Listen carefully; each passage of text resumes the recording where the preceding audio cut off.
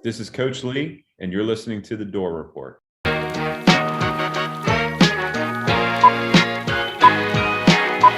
Here. Right, exactly. Well, we got no problems then. I think that you probably won't say it again. I bet I do. Okay. Chris?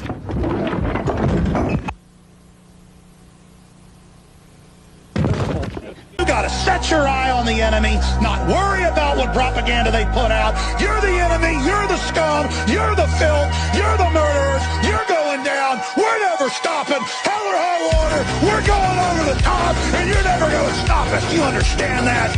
That's what I'm talking about, and that's what they're scared of, is that spirit.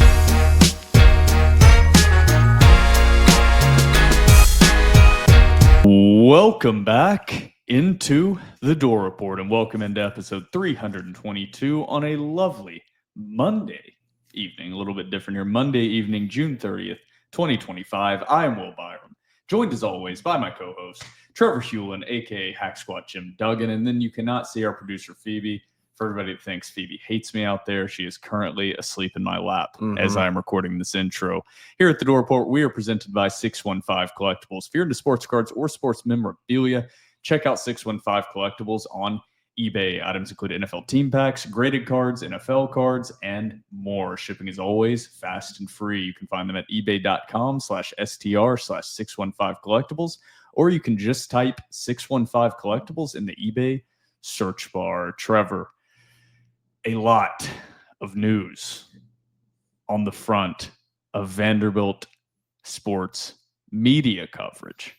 Yeah. Not a lot of news, or just in general college athletics media coverage. A lot of news on that front, but not a lot of actual news in actual college athletics. Correct. I think that's a good summary of this episode. So we have said the last couple episodes that we're going to have a short episode. We are not saying that this time. That is the ultimate curse. Every single episode has still almost been an hour and a half. So we're just going to talk and see what where this episode takes us. But officially today, the Rivals On3 acquisition was official. Tomorrow, July 1st, when this is being released, same day, that acquisition/transition will be in full effect. Here at TDR, we will be officially a part of the On3 publisher network. Nothing is going to change for the most part out there for you guys besides a new web host, and the listeners of the podcast that don't subscribe, certainly nothing will change. Yeah. But please subscribe if you listen to this and don't subscribe to Rivals. Please subscribe when we get over to 24th or On3. Jesus. That would help us out a lot. Before you go on, I do want to give a little bit of a pitch for those who are not subscribed to us. I sort of understand not subscribing to Rivals. I get that. Whenever it comes to this transition to On3, if you're listening to this podcast, you probably already are very much aware with what On3 is. You probably already use their recruiting information, their NIL evaluations, read the articles that they post. So we will be working with those guys. Brett McMurphy signed today with On3. We will be coworkers with Brett McMurphy. We will be coworkers with Ari Wasserman. We will be coworkers with Pete Nakos. The best college football information whenever it comes to recruiting, transfer portal, analysis on the gridiron, access in the locker room and off the football field, and even off the hardwood, and even outside of the base paths. We will have access to that. And so I get it, for some people, money's tight. Totally understand that. But if you have the funds, it's very much worth it. It's very, very much worth it. The best college athletics coverage that money could truly possibly buy. Rivals has been fantastic. We're Absolutely. obviously a relatively new publisher, and the Rivals network just started this year in January of 2025. Rivals brand is not going away. No. We're going to dig more into this in segment 1. We don't need to go through the full rigmarole in the intro, but just know as you were listening to this, we are now officially part of On3. And the main thing you were hitting on is nothing is going to change. I view this more like an expansion of coverage more than anything. You're going to get the same if you were previously subscribed to On3, you're going to get a lot more of that niche, passionate coverage now. You're going to have real fan sites across basically every single team, just like Rivals had. And then as far as national coverage is concerned, no offense to Rivals whatsoever, that is going to be a huge upgrade for current Rivals subscribers. The national football, baseball, basketball coverage on On3 is untouched. It is the best in college sports. So anybody out there that's on the fence, there is a deal to sign up for $1 for the first 7 days on an annual subscription.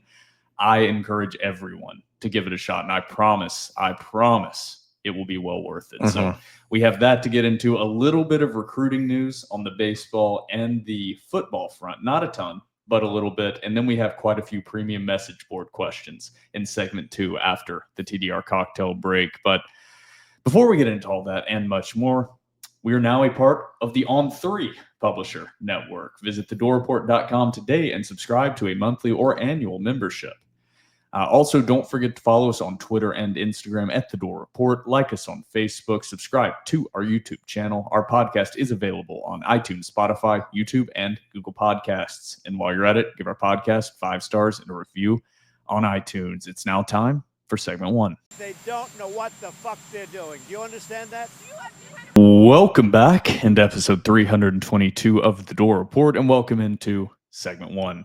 Segment 1 is going to be fully dedicated to me and Trevor briefly, because there's a lot up in the air, but briefly discussing everything we know about the Rivals On3 transition and what it will mean for Vanderbilt fans and current subscribers to the Door Report. So, number 1, like we emphasized in the intro, on the member side of things, this should just be a complete 100% positive.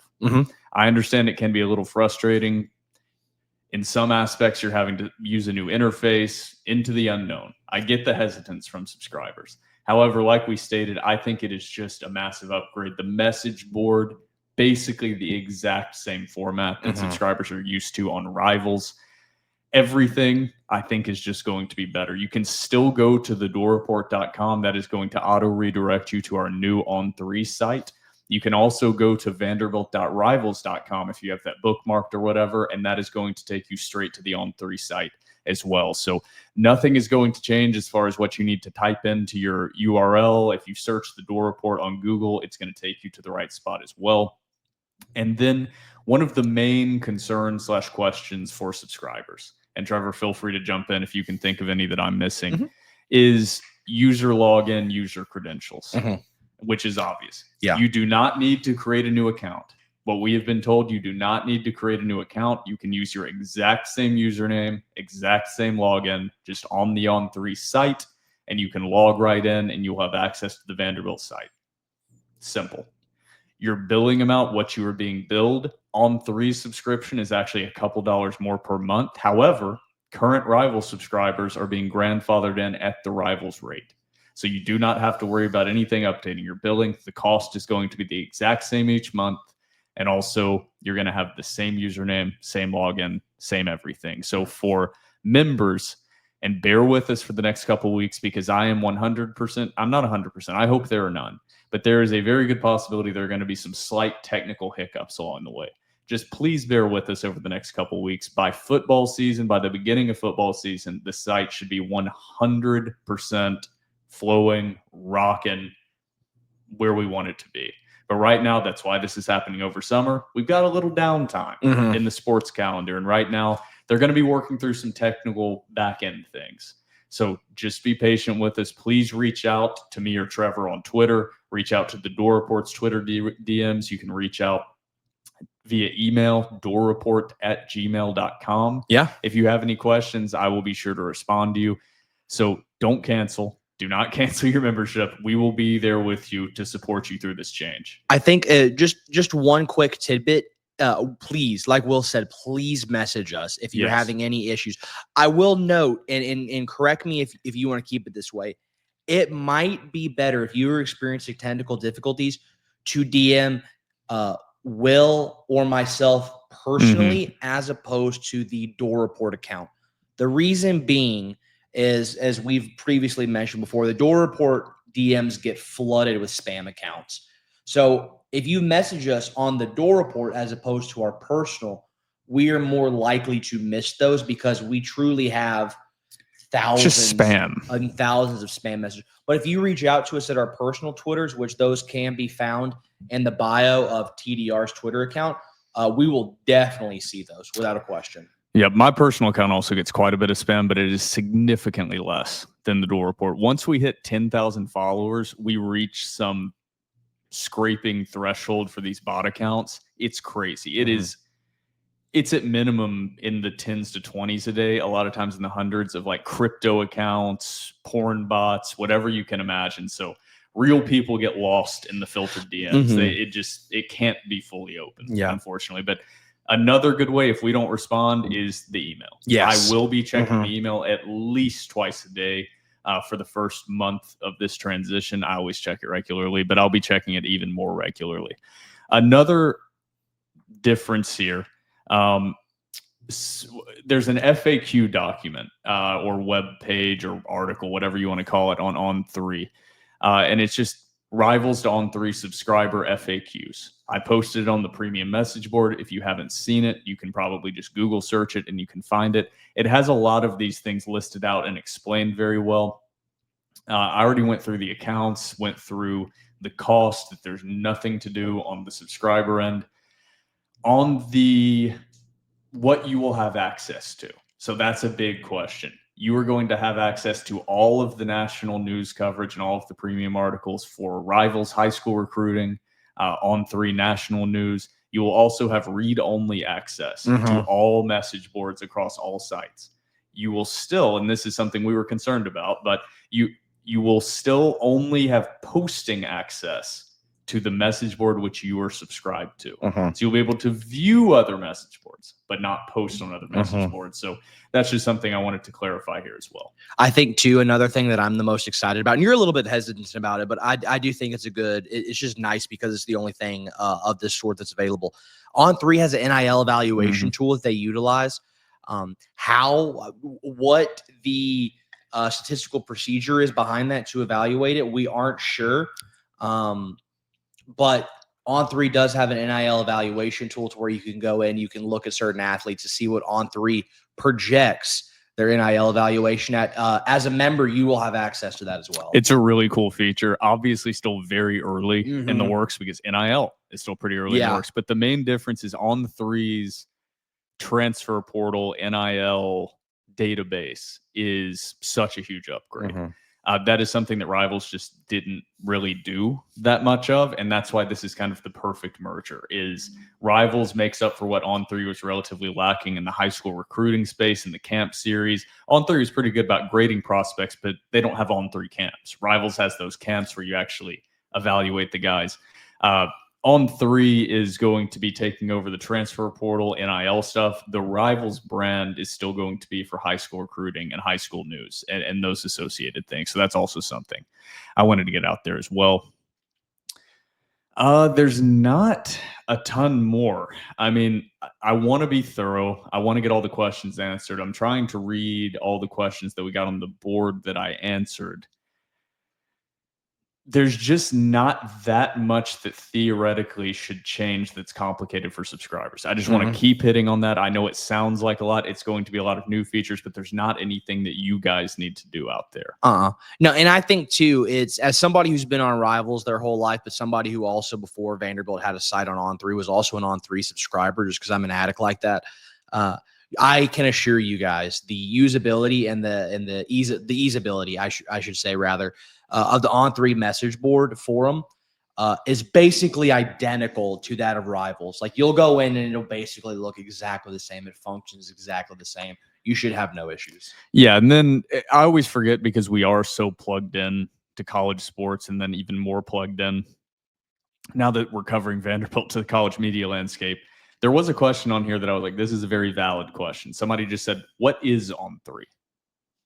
Valid question. Valid question. If you just subscribe to Rivals and you're not really tuned into it, they ask, what is On3? And is it something interesting enough for me to care about beyond knowing I will have login issues when the site transfers? Hopefully you will not have login issues when the site transfers, but if you do, please let us know.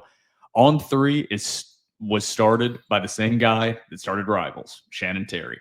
So basically, you're just getting his newest baby. So basically, On3 is Rivals, but better. I know that's probably not the technical term. They would prefer I use something better than that. But On3 just has a better infrastructure, I think, better NIL tools. Phoebe, what are you doing? That's so cute. What are you That doing, is so buddy? cute. But yeah, the On3 is just another college site that was mainly focused on just national college sports coverage, and now they're getting into the fan site space, having a publisher network, and that's where Rivals comes in. That's where we come in. As far as we know, nothing is changing for us. Basically, everything you're seeing is going to be the same. Just bear with us because it's going to take a little bit of time to get used to it. And I think too, I mentioned it briefly in the opener. Why you should care about On3 is in terms of their writers and their insiders and the analysis they have. For college athletics, it truly is the best. So we'll just stick with college football for right now, just because that is the season that is upcoming. Today they signed Brett McMurphy, and if you have followed college football for the past 40 years, you know who Brett McMurphy is. He was the head college football insider and analyst on ESPN for like basically our entire lives growing up. Still continued college football for other sites. He is signed with On3 as of today. So it's funny to say, but Brett McMurphy will be a coworker of ours. Additionally, Ari Wasserman, who is the head college football writer for The Athletic, he is a writer for On3. You get to see his premium coverage, articles, his insight, so on and so forth. Additionally, probably the best college football insider in America, Pete Nakos, broke the Nico Iamaleava story and was called a liar. And it turns out he was right about everything. Pete Nakos also works with us. You'll get insider access to Pete Nakos' content, what he thinks about Vanderbilt transfers, about the portal access. We will also have access to Pete Nakos and see, hey, are you hearing anything about this potential prospect coming to Vanderbilt? Or what are you hearing about the portal in this? And he is the eyes and ears of everything in the portal. And so we will have access to all those guys, and you will have access to all those guys. So that's why you should consider On3. I think that speaks for itself. It truly is whenever it comes to college athletics. Right now, it's the best site there is. Yeah, it's the best site there is, and we are ecstatic to be a part of the best college athletic site in the country. So could not find a better spot for TDR to land, and we are excited to grow with On3 and grow with all of you through this what can be an intimidating process of transition and change, because people are just very used to the rival sport. I do not want to dismiss how much of a disruption this is for people that have been subscribed to that board for 15 years or more. Yeah, and absolutely. It's a big adjustment. Especially too, you got to kind of feel for the subs, especially like when they were with the previous administration for so long. And then the start of 2025, here come us, and they're like, oh wait, wow, this is a crazy change. And then now 6 months later, they're like, oh my God, another change. So we, like Will said, we very, very much understand, and we are very appreciative of you guys for sticking with us. Yep. Is there anything else that I missed there about this transition that I need to get out?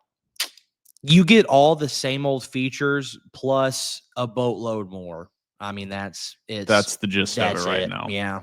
The site is already auto redirecting to the new On3 site. So if you type in thedoopreport.com right now, you will see that. Yeah. And any questions, as I reemphasize to close out segment 1 here, DM me or Trevor. That's the best options.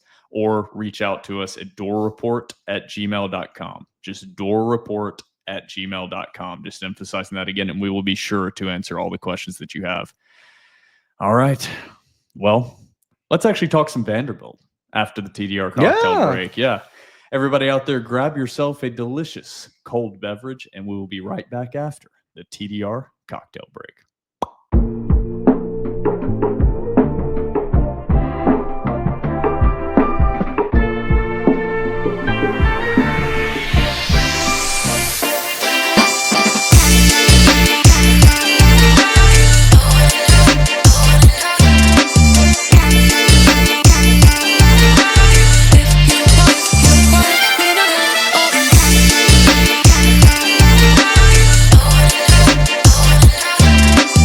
Welcome back from the TDR cocktail break, and welcome into segment 2 of episode 322 of the Door Report.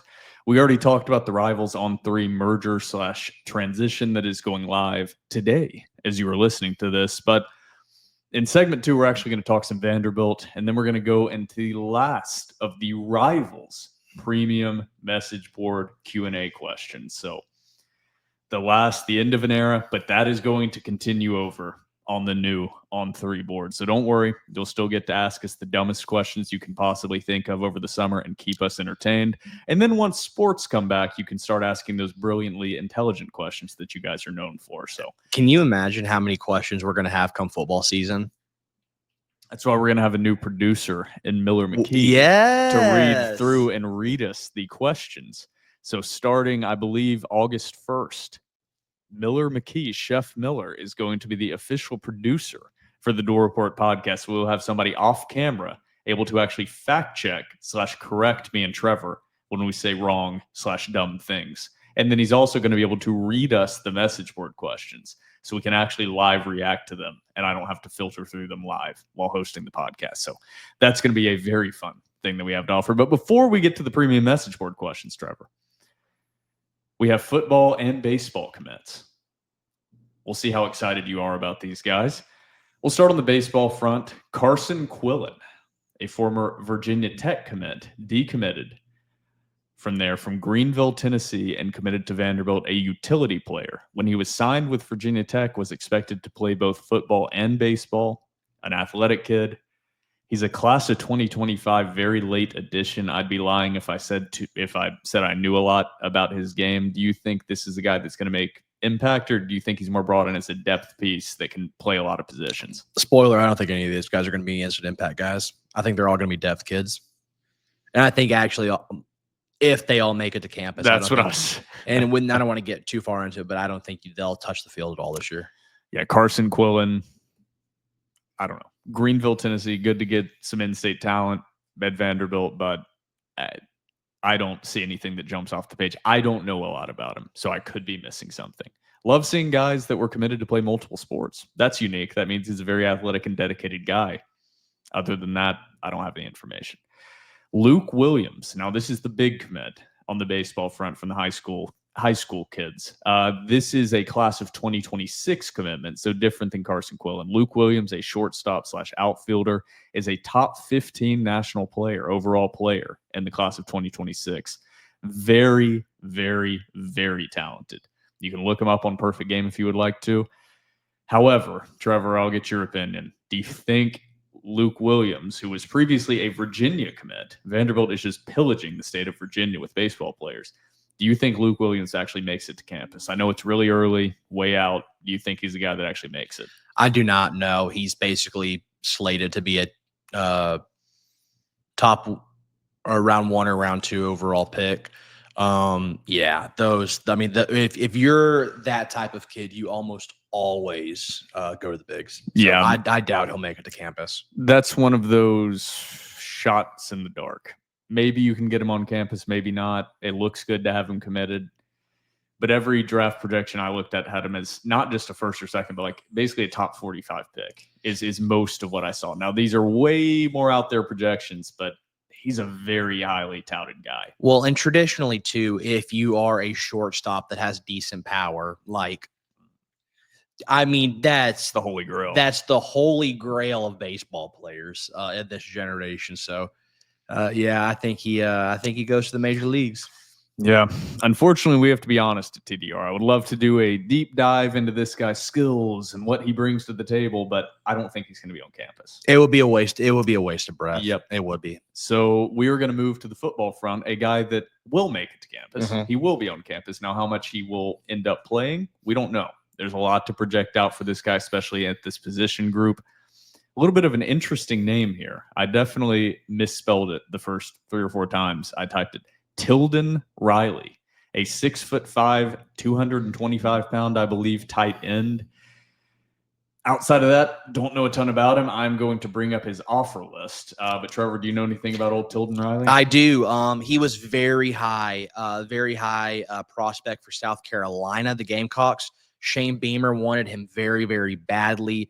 Vanderbilt was able to go in to their backyard and swoop him away from Beamer ball. I think this is a very talented tight end. I know the Vanderbilt staff is very high on him. I'll say additionally, too, I don't know if he posted this to the board, but Blake Froming, former Vanderbilt football player, offensive line, and tight end, anytime there's a new recruit, Blake does a really, really good job of looking at their tape, looking at their measurables, and sort of giving us an idea of what he thinks this guy would project to be. And so we're very thankful to have Blake on for that aspect. And of course, a myriad of other reasons. But I believe Blake said whenever he got done watching his tape, he goes, Vanderbilt just got their next Cole Spence. I like that. He goes, wow, Vanderbilt just got their next Cole Spence. Yeah, the two schools, that's what reminded me. The two schools that I saw were mainly interested in him were South Carolina and Virginia Tech. That's who he took visits to. And then I think it came down to basically South Carolina was like the heavy favorite. Shane Beamer wanted him very, very, very badly. Yeah, he took official visits. He took an official visit to Virginia Tech on May 30th, took an official visit to Vanderbilt on the 13th of June, took an official visit to South Carolina on the 20th of June, and then committed to Vanderbilt on the 28th of June. So obviously the Vanderbilt visit closed the deal. Mm-hmm. Whatever they're doing getting these guys on campus now, and it's got to be a lot of it's obviously just the new facilities. And that's all credit to Deermeyer and Candace Story-Lee. You could have the best recruiters in the world, and 8 years ago, 12 years ago, with the facilities Vanderbilt had, there's nothing you can do on an official visit to make them even competitive with a school like South Carolina or Virginia Tech. Now Vanderbilt, I'm not saying they have better facilities, but I'm just saying they have the facilities that fully allow them to compete at the same level as these guys. The facilities are not a hindrance any longer. That was the problem. That was Vanderbilt's old facilities were a D- on college football. If you're into the college football 25 video game, new one coming out very soon. And realistically, it probably was worse. Yeah, I just don't put it as an F because they still did have, a 42,000 seat stadium, and they had a gym, because some of those schools just have like Sam Houston State. That's an F. They have like a high school stadium, like literally. I know Vanderbilt gets called a high school stadium. There are some schools in FBS football that actually have high school stadiums, and I only know that about Sam Houston State because they were my team in NCAA 25 Dynasty, and they have a track around their field. Not great. But yeah, that was a little off track. Very excited about that commitment for Vanderbilt. To be honest, I'm a little more excited about that commitment, even though Luke Williams is such a highly graded guy. I just don't think he's going to get on campus. So that's all the recruiting news I have. Did I miss anybody? Joel Wyatt pushed his announcement date back. Yeah, so Joel Wyatt, a very highly touted guy from the state of Tennessee, seems like he is coming down to choose between Vanderbilt and Tennessee. Was expected to announce his commitment on July 6th. He got recent offers from both Oklahoma and Louisville right before pushing his commitment back. But Trevor has some thoughts and opinions on where he thinks Joel Wyatt is going to end up.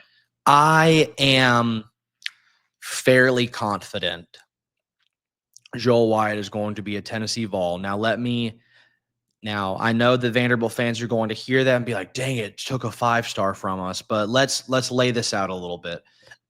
Excuse me. Oh, sorry. I've had like the worst allergies, which is crazy, but my allergies have been killing me. Joel Wyatt, 2A player out of the Webb School, which is notorious for just pumping out Tennessee products over the years. If you go to Webb, you're going to go to Tennessee. Plays wide receiver and plays defense as well. The big thing with the Joel Wyatt recruitment process, some schools want him to play defense very badly. What I've been told from people that I trust greatly is that the Wyatt camp wants him to play wide receiver, and a lot of schools and a lot of coaches think that he would be a project at wide receiver, but if he played defense, he would be an instant impact type of guy. But with recruiting, you sort of have to play. The kids have all the power nowadays, and so you kind of have to do what they say. And if you don't think he's worth it, a wide receiver, then it really comes down to, hey, who's going to pay the most and who's going to play him at the position he wants to play at. And some schools think that the position he wants to play at, he shouldn't be playing. So it's that simple. That's saying it without saying it. I think Tennessee is very much okay with playing him a wide receiver. I don't think Vanderbilt is very much okay with playing him wide receiver. That's also why LSU bowed out to LSU. Wanted him to play defense. Thought, hey, you're going to take a long time to get used to playing wide receiver. His camp wants him to play wide receiver. So he's like, all right, well, see you guys later. So that's sort of what's going on right now. Yeah, and if that's the case, and Trevor's the inside man on this, but if that's the case, it's the same thing we've talked about episode after episode, is people criticizing Vanderbilt's lack of activity when it comes to bringing in playmakers at the wide receiver position in the transfer portal. Vanderbilt is not an appealing offense for elite wide receivers or wide receivers in general. A lot of the time you have 1 or 2 receivers on the field and you're running the ball almost 70% of the time. And a lot of your pass plays are targeted at tight ends. Just being straightforward with Vanderbilt fans, it is going to be very, very, very difficult to get anything close to a highly touted transfer portal wide receiver or a highly touted wide receiver out of high school. It's just the nature of the offense. I'm not saying it's impossible at all, but it's going to be the most difficult position to recruit for on this Vanderbilt roster. I will add the caveat. I don't think that's why he's choosing Tennessee. I think it's because, and a lot of other schools feel this way, it's not that he doesn't want to play wide receiver for Vanderbilt. Yeah. It's that Vanderbilt and other schools don't think he's going to be a good wide receiver. There we go. It's that simple. Yeah. Like, for example, like I said, LSU, that's why they bowed out. Is like, we think you can play defense. And his camp is like, we want him to play wide receiver. Like, well, we don't think you're going to be a good wide receiver. So you don't want to play defense. We're going to bow out. Well, that's so Hack Squat's prediction. I know before you were pretty confident he was going Vanderbilt. That's obviously flipped a little bit in the last month or so. I was very confident Vanderbilt, and it seemed like Vanderbilt, and then it just sort of, you know what, man? The more that I've gotten involved in this, I have learned that the camps of players, what I mean by that, like their friends, their agent, their families, their trainers are very hard to deal with. I love high school recruiting, and I just love the idea of recruiting in general. I always have.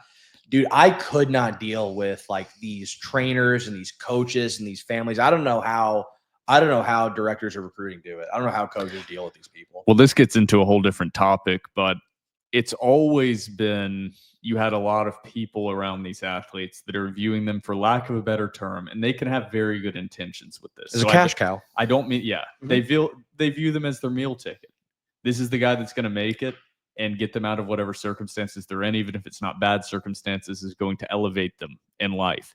Now, before, you were recruiting these high school kids, and the main sell, if they had a camp around them that was like that, this is not all recruits, but if they did have a camp around them, is you would sell them on this program develops for the NFL. That's what you would sell them on. That's how we're going to get that. That's how your cash cow is going to deliver. We develop NFL players. He's going to go to the league and get paid. Now it is different. Mm-hmm. Now you're going to these camps, and they don't just view them as a meal ticket that they might go to the league.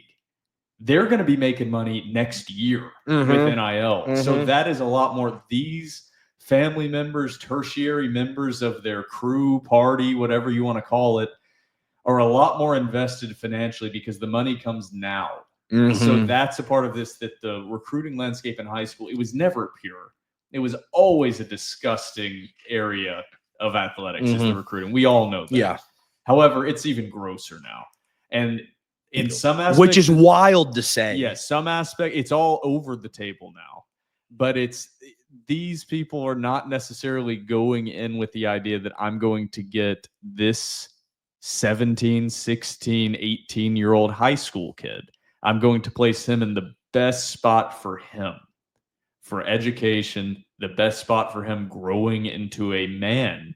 That's not what they're doing. They're like, where can he get $500,000 a year instead of $80,000 a year?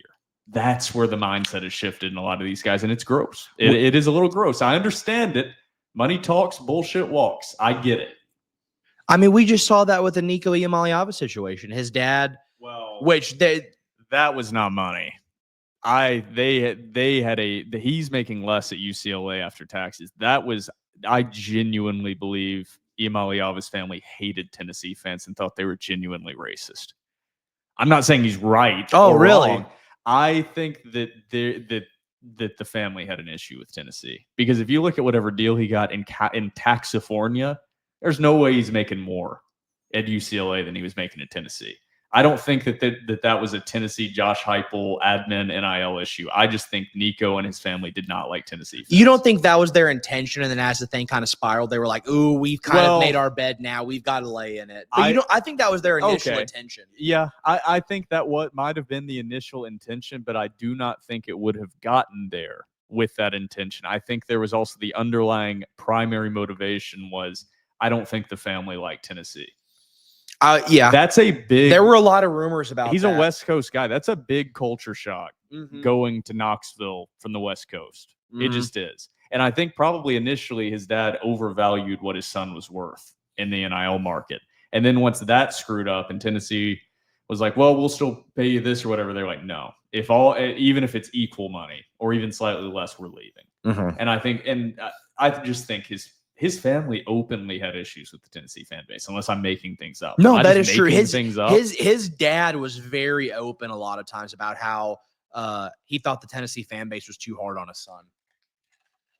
Which, as I'm saying, if you're demanding $1 to $4 million for your son to play quarterback, expect some harsh criticism. I'm not defending Tennessee fans. They can be a brutal bunch. However, we've left the realm of these are just college kids. We've left that. I mean, Nico is making significantly more than a 5th-round draft pick in the NFL this year. Let's stop pretending like, oh, these are just college kids. I think most people have, excuse the voice crack, but there are still, and I understand it. I don't have a child, but I can understand that being brutal, seeing your 19, 20-year-old son being ripped apart across all social media and media pages. But at the same time, you gave up the ability to throw your hands up and say, woe is me, the moment money started coming into play. Because guess where those NIL funds are coming from? Those people that are criticizing him. They're not getting the ROI, return on investment they want. And I'm not saying you can pull up tweets that I would find abhorrent. So I'm not a guy to criticize individual guys over the top. I would say anything that I say on Twitter to the person. No problem with it. But in general, you've sacrificed the ability to play the woe is me card. He's just a college kid. Yeah. And that's the part of the Nico drama and the Nico's dad being like they're too harsh and then kind of insinuating that Tennessee fans are racist. And they're like, no, the quarterback just sucks. And it's like, Nico doesn't suck. But at the same time, he wasn't exactly worth what he was asking for. Yeah, there's nothing you could say to me that would upset me if I was getting paid $2 million a year. I get sent some nasty things on the internet, and I ain't getting close to $2 million, and they don't upset me. You pay me $2 million, dude, there is nothing you could say to me. There's really nothing you can say now. But at the same time, we're not 18 to 22. I had pretty thick skin at 18 to 22. I was going to say, yeah. At that age, too, man, people were saying some nasty stuff, and I was like, it's just a tweet. It's That's enough real. About Nico. We have quite a few. Phoebe, I got to read out. She's like, I want to be near you. Love you, buddy. Got to move you. I can't read. All right. We have quite a few message board questions, not as many as we did last week, but I think after briefly scrolling through, we have some bangers of some questions. So we will start right at the top. From World's Strongest Vandy Fan says, what are your top 5 TDR moments of the 2024-2025 athletic year? And then he said, not talking on-field results. I'm talking top 5 podcast / message board moments. Ooh, great question. I feel like any talking with TDR has to be up there. I'll put any talking with TDR in the top 5. I'll go. When was the Heel J. Will Sosa Clark Lee? That was the last talking with TDR we did. Okay, because we were at the old apartment. I don't know if I can rank them 1 through 5. That's up there. We can give you the 5, table falling. Table falling. Table falling was definitely up there. Whenever we popped champagne for our 300th episode and it just went everywhere. Spewed all over us. That was another good one. Message board questions. Trend that has developed of constant fuck, marry, kill. I love those. I think they're hilarious. so funny. There was an entire thread debating me, you, and Blake on there. So we opened up a gigantic can of worms. We love them. We think it's so funny. But yeah, that's 4. There are so many I want to run through in my head. Honestly, just my favorite episode we've ever done was the Alabama reaction recap episode. I've never had brought that much joy into a single TDR episode after the Alabama win. I'll say another one. Now, this did not happen on pod, nor did it happen on like the message board, but it did involve a message board poster. And during the Alabama game, right when Vanderbilt kneeled it out, Frida's boss in real life somehow found me in section F, turns me around, like, I'm Frida's boss from the board. I just want to say I love you, man. And I was like, dude, I love you too. And we just hugged. And in a sea of mass chaos, me and Frida's just embraced.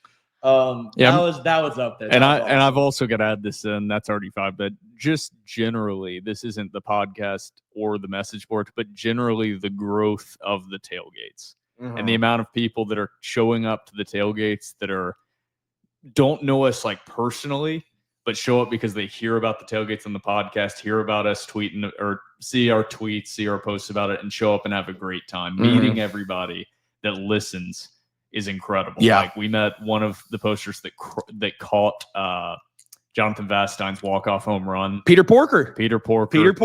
And we waited with him as he gave it to Jonathan Vastein after he hit that walk-off. So just small stuff like that. That's like, we've built this. I feel like Drake's like, we built this. This didn't exist before us. Like that's been a great part of this year of TDR. I feel like we've really boots on the ground built something here. And that's something that me and Trevor, I know I are really proud of. I mean, the tailgates meeting, everybody's got to be number one. Undisputed number one. Just getting to meet the posters and the listeners. And this year is going to be even better. Better. This year. We're not going to spoil it, but we were scheming yesterday. There might be some things in the works. We got a collab pending. Might be some. Let us cook. You all doubted us. And look where we are now. We're signed with On3, y'all thought bitches. Last year's tailgates were crazy. Here we go. Oh, boy. Don't let Shannon hear this. He then goes on to say, also, Corbs wrapping up the 2025 baseball class nicely with the Quillen flip. He said, reminds me of Sonny Gray, baller on the football field and baseball diamond. Maybe this could get us some momentum towards a Trey Thompson commit. I stand by what I said in that I don't give two flips about high school baseball recruiting. I think you win and die by the portal now. I think it's different with basketball and football. Really, football, I don't think basketball, high school recruiting matters anymore. I don't think high school baseball recruiting matters a lick. That's just my opinion. You were talking about allergies. It's Phoebe's hair. She is shedding. It's all up in my nose right now. Yeah. Woo. All right. She's looking mangy. A lot more questions we got to get through. Big Country, and I won't read his name because his name is actually on there. Big Country says, first time poster. Men's basketball question. How many minutes per game does Glock average at the 5 next season?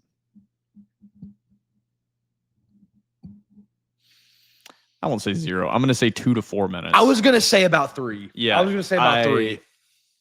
He's not going to play a lot of 5 this year. It's not going to be his maybe role. whenever they go small. And he goes on to say, I'm thrilled that he'll be able to play the majority of minutes at his natural 4 position, but I also think he can be an asset playing small ball 5 for a few minutes per game, maybe more depending on matchups. I believe that played a part in our offensive efficiency last year, although our defense often was worse for it. Regardless, I'm just happy there will be options at the 5, unlike last year. I will say, yes, that helped at times. However, you really felt it later in the season that Vanderbilt just did not have the size. Glock at the 5 was killer. Yeah. And then Jalen Carey was not able to capitalize because he was also 6'8". So I don't see him playing a ton. Byington is able to run small ball. I think he prefers to have a guy that's 6'10" that can run the court down there. I mean, the size for Glock at 6'7" is just, once you hit SEC play, it's just brutal. His ability to be able to stretch the floor this upcoming season, I think, is going to be massive. He's just such a natural 4. I mean, he's going to play almost all of his minutes at 4. I'd agree. He goes on to ask an unrelated question. Said, King of the Hill reboot is released on Hulu August 4th. Who between Will, Trevor, and Phoebe has spent the most hours watching King of the Hill in their lifetime? Were you a King of the Hill fan? I've watched quite a few episodes. I'm not like a big fan, but I've watched quite a few episodes. Was it King of the Hill that would come on after Sunday Night Football? I think so, yeah. That's the only time like King of the Hill would be on my TV is whenever it was either that or The Simpsons or one of those came on after Sunday Night Football. Yeah. I don't know. I could not tell you a character on. Oh well, Hank Hill. Hank Bobby and then he goes on. Well, he goes on. Asks, assuming Phoebe. Why is Boomhauer a favorite character? I can tell you why Boomhauer is my favorite character. You can speak on it. Because I have a friend that talks very similarly to Boomhauer. I won't use his name, but it's very funny. He reminds me a lot of Boomhauer. Going on to Bex 4VU. When does fall camp start? That's a good question. We don't know that yet. I am currently reaching out, getting that schedule. I don't think any media actually has that schedule yet. I would imagine it's going to be mid to late August. I believe probably around August 20th. That late? I'm so sorry. July 20th. Okay. Sorry. I was like, sorry. They're going to start fall camp. That's my bad. 10 days before game day. I apologize. July 20th. Then he says, and what kind of access will y'all get? Can't wait, but clearly have to anyway. Access, we have no idea. Yeah, well, I mean, I definitely believe we'll be able to get football credentials. It's like we've said before, Will and I also work a full-time job that like is actually how we pay our bills. Additionally, all of our other riders work full-time jobs, and that's how they pay their bills. So we can get credentials. I don't think that would be an issue. I think the issue is finding somebody that we could actually send to practice without having to take PTO 4 times a week. Yeah. Now, say Saturday practice, we'll be able to be at Saturday practice. Yeah, we will try to get credentials, but exactly what Trevor said. I mean, yeah, we have full-time jobs. This is why we are encouraging you heavily to please subscribe to On3. Unfortunately, right now, I don't want to shit on ourselves. We're not even close, guys. Like, not even close to the number of subscribers we need. I would personally, if I was able to do this full time, I promise you, I would be at every single snap of fall camp. I would not miss 1 second of it. But I have to have a full time job. That's how TDR was funded up until 2025. That's how we still pay for most of our stuff. Now we're fully subsistent now, and we have no out of pocket cost. Well, technically, it is all out of pocket for me, but we have no technical out of pocket cost anymore for TDR. That's been the big upgrade and change with Rivals, and will continue to be with On3, so we can do a lot more. We've upgraded camera, mics. We'll have way better tailgates that we can provide food for. But as far as going to fall camp daily, we'd have to find a college student that was willing to go and report back for us, because it's just not realistic for us right now. That's just which also I'll say that is probably in the cards. Hopefully we can find somebody. Yeah. Right now, not 100% sure. We will keep everyone updated on the premium message board. Non-Vanderbilt question says, what's your ideal 4th of July cookout spread? I'm easy, man. Hot dog, hamburger, and baked beans. I'm a simple man. Jalapeno cheddar hot dogs. Incredible stuff. I like a good brat, but I prefer a great hot dog. I prefer it over a brat. There's something about a hot dog in the 4th of July. I am a burger man as well. Got to be a cheeseburger. I agree. And we need some potato salad. I'm a big potato salad guy. We need some mac and cheese. That's about it. And no baked beans? I'm not a baked bean guy. Ooh, I love baked beans. Dichotomy of TDR strikes again. Love I'm a baked beans. potato salad man. Trevor's a baked beans guy. And you know what? So here, I'll add one more thing. You also have to include the Lay's barbecue potato chips. Okay. Yep. You Lay's need barbecue. some Lay's chips. It's got to be Lay's barbecue. Don't come at me with no Lay's original. It's got to be Lay's barbecue. If we get some sour cream and onion dip, we got to go with some Ruffles. However, it's the best for scooping the sour cream and onion dip. Just give me my barbecue chips. Oh, also a nice little addition of some watermelon, some balled or cubed watermelon. I do love some good summertime watermelon. And then beer. That's going to be a major key as well. Very much need some beer. Somebody asked, when will we get a Phoebe camera that just tracks Phoebe throughout the episode? You know what? I think there's a feature on StreamYard to where we can connect an external camera. I might get Phoebe a little GoPro and just strap it onto her during the podcast. That would be pretty good. And in the corner, like you just see where she's meandering. I kind of like that. I have no idea where she is right now. There's no time. Probably in my bedroom. There's another fuck, marry, kill. Most of these people don't know the people referenced in this question, so I'm not going to read that one. But we appreciate the response. Nobody's going to know 2 of the people. No. Okay. Then that same person asks a question. If a girl proposed 4 different dating ideas, Which one would you pick? Trevor, I'll let you go first on this. A, Shoney's plus movie theater. B, Ruby Tuesdays plus ice skating.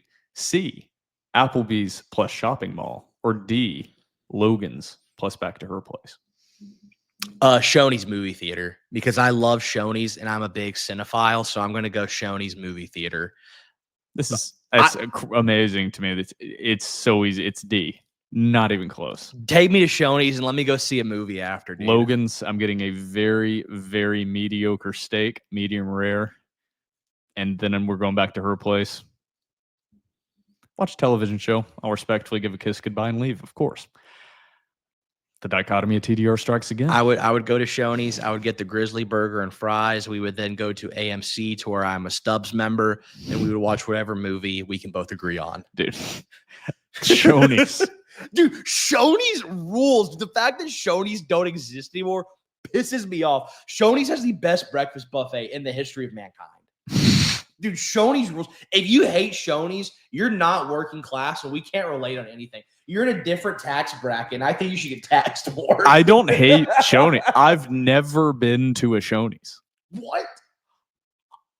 Never. Shoney's is, dude, whenever I was growing up, every Saturday, my parents would wake us up at like 8 a.m. I'm just like, oh, I don't want to get out of bed. They take us to that Shoney's breakfast buffet. Dude, I slam.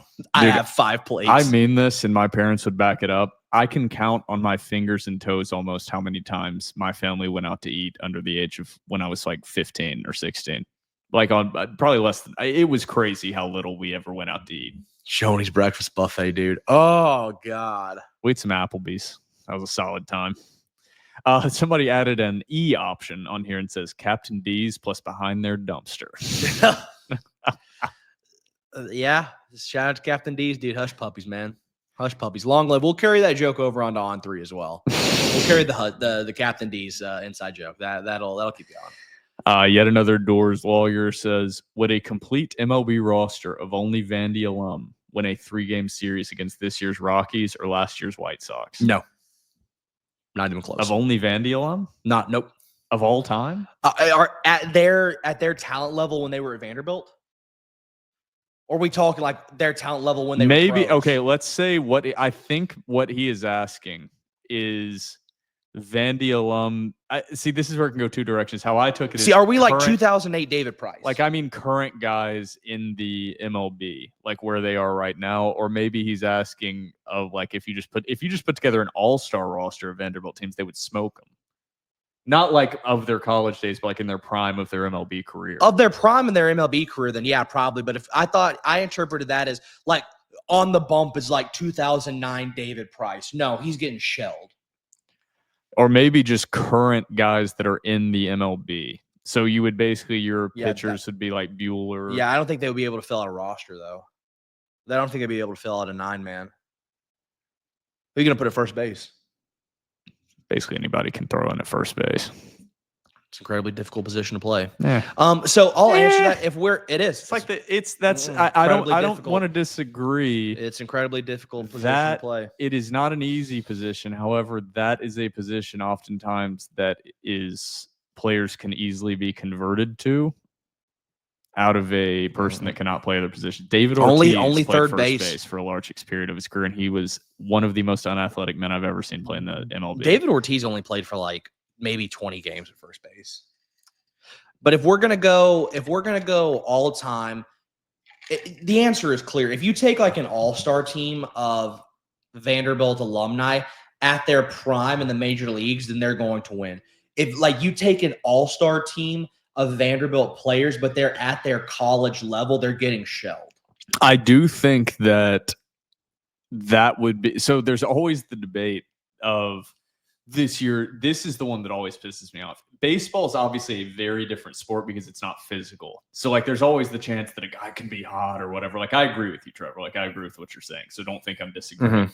But baseball is always different because a significantly less talented team can just beat a way more talented team way more often in baseball. You can go to Wright State beating Vanderbilt this year. I mean, that talent gap is massive between those teams. But the old debate that was always the dumbest to me is they would take a team that went like 1-15 or 2-14 in the NFL, and they would say, Oh, if Alabama played them. I was like, if Alabama played the Cleveland Browns at their worst, Alabama would lose by 100. That's my, and I am willing to die on that hill. Mhm. Those college football teams that I hope everyone understands that the worst NFL team is full of guys in their playing prime that were the stars of high power 4 major programs. Like there are Alabama players that were the best at Alabama on those rosters. That's what always pissed me off about that question. As a college team, that's why I say baseball is a little caveat that it could happen, a one-off game, whatever. But football or basketball, it's not happening. That it's not even going to be competitive. And you're an idiot who does not know ball if you think the best Alabama team is even touching the worst Cleveland Browns team of all time.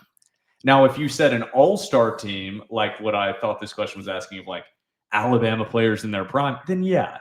Then yes, that's different.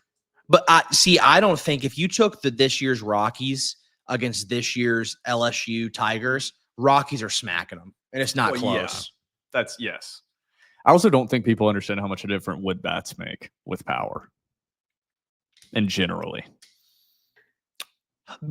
BB core is supposed to simulate that of a wood bat. That's why they have the drop 5. So it's supposed to. Now, obviously, there's like a little bit more power. I think the big thing is the baseballs. That's yeah. I think it's more the baseballs than the bats because obviously, like with Major League Baseball, like they've just been juicing the balls the past 5 years. That's true.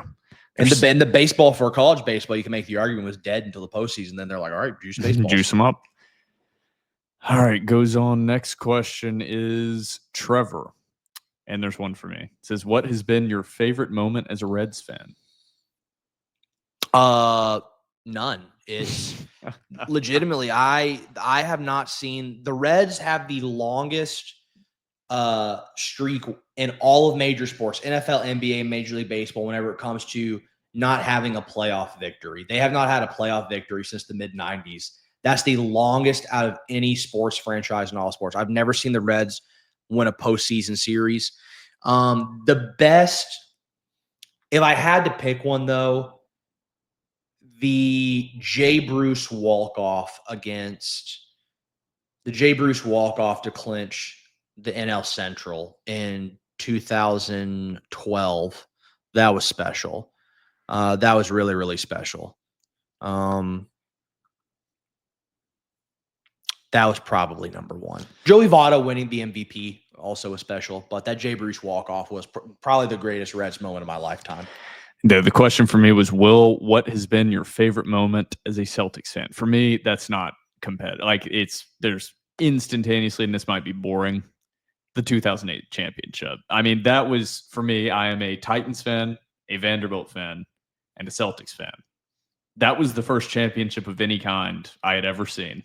And then tack on to that, basically the only team that I thought really had a possibility of winning a championship. Vanderbilt baseball, of course, broke that in 2014, but that 2008 championship, I will never forget it. And then I would add in as like a less popular answer, when the Celtics had Isaiah Thomas and he was fourth quarter IT and the game after his sister passed away and he had that magical game. That was probably number 2. Isaiah Thomas is not one of the traditional all-time Celtics players you hear about. He's one of my top 5 Celtics of all time, and I don't give a shit. Argue with the wall. That guy was 5'8", and he was, for about a 2-year stretch, he was arguably, and this is LeBron James, but he was one of the top 5 players in the NBA. How he was performing during that stretch and led the Celtics so damn close. So damn close. I loved Isaiah Thomas. All right, follow-up for Trevor, apparently. It says, for Trevor, follow up on the Cincinnati Reds' Big Red Machine. You are now the general manager of the Cincinnati Reds, MLB's first pro baseball team who has won 5 World Series in 156 years of existence, a 3% success rate, but is 0-28 in your lifetime. In big red letters, 0%. Yeah, it's been rough being a Reds fan. It says, which members of the 2025 Vandy Boys, regardless of draft eligibility, do you choose in the first round of the upcoming draft and why? You have to choose a Vandy Boy pick. I think that's what's making it tough. God. And then he says, Sawyer Hawks. I think he was hoping you would choose a position player because then he says, which member of the Big Red Machines of the 70s does he remind you of? Okay, I'll go position player, and I'll go.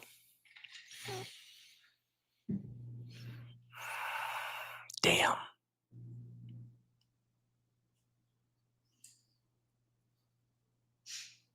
None of them. The big that was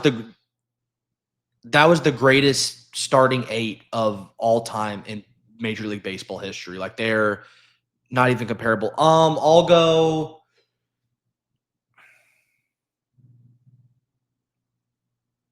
Got to get an answer, Trevor. Okay, I'll go. Fuck, dude. To me, this is like This me is, as this an is MLB so hard. This as is, an it's MLB not even comparable. as an MLB. Just you got to pick a player as an MLB. But team, comparing them to that, as an MLB team, there's one player to me that sticks out way above. Well, two maybe. I think as far as potential MLB career and stardom, it's Brody Johnston. I'm not saying it's going to happen, but as far as ceiling to me, Brody Johnston. but the second part of that question was throwing me off. Like I'm not going to switch him out for like Cesar Geronimo. That's what's He throwing just me said, off. which one does he remind you of? You're not switching. I'll go. I'll go Jacob Humphreys and I'll go King Griffey Sr. That'll be similar power, not great defensively, plays the corners. I'll go Jacob Humphrey and Ken Griffey Sr. So, all right. This is a good question. Lawyers, save me if you need to. I'm going to use allegedly a lot for this. Commodore Cam says, on November 29th at 11:02 p.m., I plan on breaking into Neyland after Vandy beats the brakes off UTK and taking a piss on that ugly tee. If I get arrested, can TDR please bail me out? If you allegedly do that, do not do that. Do not do that. Do not break and enter. Do not vandalize. But if you decide to, against what I just told you, don't do that. Don't do it. TDR/Will Byram will allegedly bail you out. Yes. Allegedly. Allegedly. Don't do it. Do not do it. If the court plays this, please no. I said don't do it before. I said don't do it after. And I'm going to say don't do it to close out the episode. Yep. But if you make the stupid decision against what I said, of course, I always had the back of every Vanderbilt Yep. fan. The bail will be posted. Don't you worry your sweet little heart, Commodore Cam. Yes. Allegedly. Don't do allegedly. it. But allegedly, if there was bail, if there was TDR would allegedly if there was post bail. if there was theoretical bail after you theoretically did that, we would theoretically post it. Yeah. Boom. Blake, George, you like that? So somebody actually responded, and we don't really have to respond to this because we are somehow over an hour already. To the question about the MLB roster, I think they took it as, I don't know. They said, this is a fun idea. Create the best current lineup with Vandy alums, either active or very recently retired. And said catcher Jason DeLay, first base Spencer Jones, second base Austin Martin, shortstop Dansby, third base, yikes, Pedro isn't going to be the answer here. Does Malloy count? He's listed as an outfielder now. I would disagree with catcher. I'd go Kurt Casale over DeLay. That's who he said, maybe Casale. I'd go Casale, no doubt, over DeLay. He was back and forth on that. And said left field JJ Bleday, center field Brian Reynolds, right field Mike Yastrzemski, starting pitcher Sonny Gray, although Bueller would be a decent choice as well. Well, with this year, the way Sonny's pitching, it's got to be Sonny. That's a damn good run. I mean, that's a pretty good. I mean, that's a competitive roster. That's a very competitive roster. That's a borderline elite outfield. I think, yeah, that's a borderline elite It's a very outfield. elite outfield. You've got good pitching options. I truly think the infield outside of Dansby is a real struggle. Disagree. Pedro was great in the majors. No, well, he was saying you can't do Pedro. Wait, I'm sorry, why? Because he said it's only current or very recently retired. Oh, my fault. My fault. Yeah. Because obviously you would say David Price as well in that list of pitchers if it wasn't just very recently retired. That's my thing. Is like, who did he have at first base again? Spencer Jones, who doesn't even play remotely close to first base. No. So moving an outfielder seems like the best bet. I don't want to disagree with you because you are the baseball guy. I will say I know for a fact a ton of players transition from other positions to first base, and that does not happen in the other direction very often. It's only typically third baseman or catchers whenever they lose their arm. But that's not really an option at other positions. Like, you never hear of a first baseman or a second baseman going, I'm going to start playing catcher or left field. It's very rare / much more rare than first base in the other direction. You move a lot of middle infielders to the outfield. That's very common. I think That's first base very is the common. easiest to transition to of all the positions on the field. I'm going to go left field. I would go right field as second. Then it's a bunch of people kind of arguing back and forth. Not arguing, but just giving their thoughts on who could play where. Somebody said second base is Kemp, and I think they just took him out because he retired a few years back. A lot of responses there. Blake said the current administration does not approve of transitioning. How do you expect this transition to work? Pretty good one, Blake. And then I said earlier to blame you for us recording on Mondays instead of Tuesdays, which is accurate. Yes, this is my fault. And then Vandy Jr. too says, why does Trevor always get blamed for everything? Is he just TDR's scapegoat for everything that goes wrong? Possibly. It actually was my fault. Oh, it's not really TDR's. Trevor is the fan base's scapegoat. You became the scapegoat for the entire Nash, fan base Vegas, at and one like point. Oric Yeah. were like, which also, I don't want to get on a tangent, but after I gave a substantial amount of money to the collective to bring back Tyron Lawrence, I should have been lauded as a hero, but no, they wanted to sacrifice me. So whatever. There was a big campaign to sacrifice Trevor Hewlin. And I wanted to say this too, and now we can joke about it because everything's fine and dandy. I think we should have sacrificed some of you old heads because Vanderbilt sucked ass long before I was even born. They were bad before I even was on this earth. We should maybe look at you guys. Yeah, we joke. And hey, now that I'm coming into adulthood, that Will's coming into adulthood, and things are starting to turn around, maybe we're not the problem. Maybe it's you old geezers that are the problem. Yeah, board posters. Sacrifice yourself. All right, that's all the premium message board questions we have. Is there anything else you want to add here on episode 322 before we close it out? I don't believe so. All right, everybody out there, we are excited to be officially transitioning to be part of the On3 Publisher Network. If you have any questions, concerns, issues associated with the Door Report's website, thedoorreport.com, please do not hesitate to reach out to me or Trevor on Twitter/X, or reach out to the Door Report, which is me, via email at doorreport@gmail.com. We are thrilled to be a part of On3. Thank you to Shannon Terry. We're excited to work with all the incredible talent that we've already listed off over at On3.